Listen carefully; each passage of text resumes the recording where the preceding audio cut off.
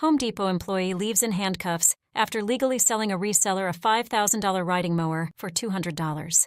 The employee said he's innocent and that this is a typical deal, and that they even sell items for a penny. The reseller said he found the deal in a group called Divine and claims he makes over $100K a month with his reselling business. If you're interested, the link is in the description below. People on Reddit have even started talking about Divine. Someone who tried it firsthand wrote that the community is super active. Over 400 people were viewing at the same time while they were testing it. Over 100,000 resellers have been helped by Divine since 2019. It's the only group on WAP with this many 5-star reviews, over 4,000 of them. The idea is simple: a tool that catches deals and pricing errors before anyone else does.